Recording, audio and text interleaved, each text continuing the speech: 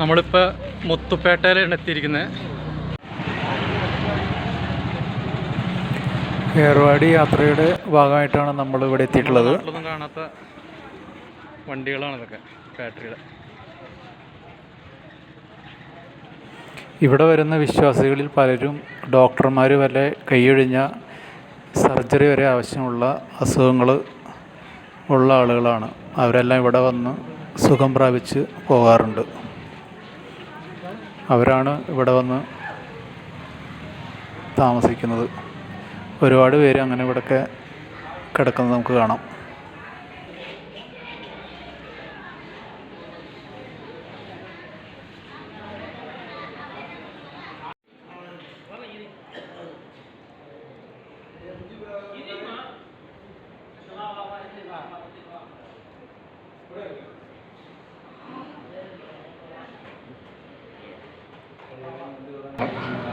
ഇവിടെ അന്തിയുറങ്ങുന്ന ദാവൂദുൽ ഹക്കീം റളിയല്ലാഹു അൻഹു, അവിടുത്തെ ചരിത്രം നേരത്തെ പറഞ്ഞു.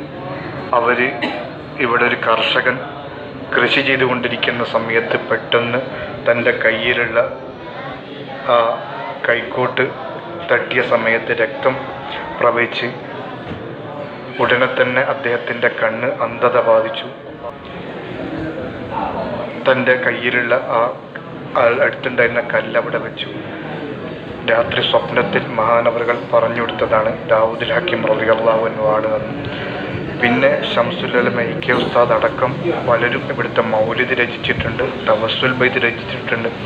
നമ്മളെ കേരളത്തിൽ എന്നല്ല ഇന്ത്യ രാജ്യത്തുള്ള ഒരുപാട് പണ്ഡിതന്മാർ അവരെ തവസ്സുലാക്കി ഇവിടുത്തെ വരാറുണ്ട്, ഇവിടുന്ന് സിയാറത്ത് ചെയ്യാറുണ്ട്.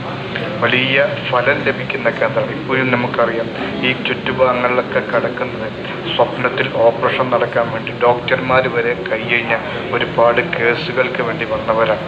രോഗങ്ങൾക്ക് അത്ഭുത ഫലം ലഭിക്കുന്ന ഒരു സിയാറത്ത് കേന്ദ്രം കൂടെ അള്ളാഹുവിന്റെ ബർക്കത്തുകൊണ്ട് എല്ലാ ദുന്യവിയും ഉഖ്റവിയുമായ എല്ലാ പ്രശ്നങ്ങൾക്കും പരിഹാരം നൽകട്ടെ.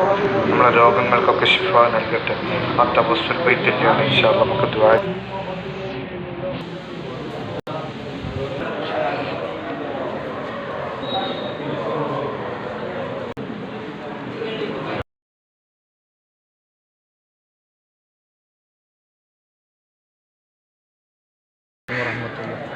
നമ്മളിപ്പോൾ ഉള്ളത് കീഴക്കരയിലാണ്.